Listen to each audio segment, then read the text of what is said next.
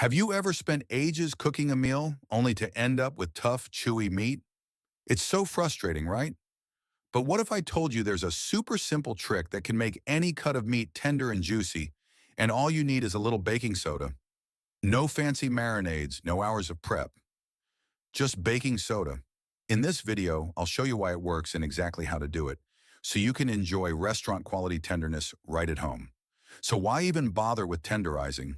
Some cuts of meat, like beef chuck or chicken thighs, can have a lot of muscle fibers and connective tissue. These fibers make the meat feel chewy and tough, especially when cooked. Tenderizing helps break down these fibers, making the meat softer, easier to chew, and, most importantly, juicier.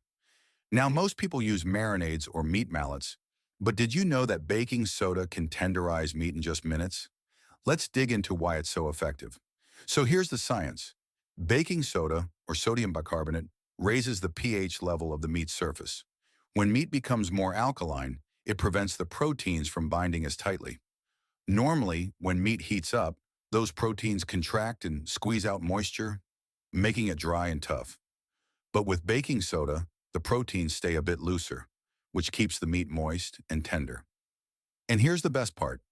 Baking soda works much faster than marinades. Just 15 to 30 minutes is all you need. All right, let's go through it step by step so you can try it yourself. Step 1. Measure and apply baking soda. The rule of thumb is to use 1 teaspoon of baking soda per pound of meat. You don't need much, so measure carefully to avoid overpowering the flavor. Step 2. Mix and coat the meat. Add a little water to help the baking soda coat the meat evenly. Give it a good mix until the meat is fully covered. Step 3. Let it sit.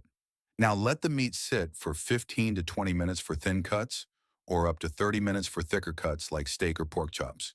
You'll be amazed at the results with just a little bit of time. Step 4. Rinse and pat dry. Once it's had time to tenderize, rinse the meat thoroughly to wash off any baking soda, and be sure to pat it dry. This step is important if you want a good sear when you cook it. Step 5. Cook as usual. Now you're ready to cook the meat as you would normally do. This method doesn't add any flavor. It just improves texture. Perfect for stir fries, grilling, or pan searing. Here are some quick tips to get the best results. First, don't go overboard with the baking soda. Too much can turn your meat mushy and affect the taste. Stick to the 1 teaspoon per pound rule. Also, certain foods like fish are too delicate for this method. If you're wondering if you can use baking soda on any type of meat, the answer is yes, but be cautious with delicate cuts.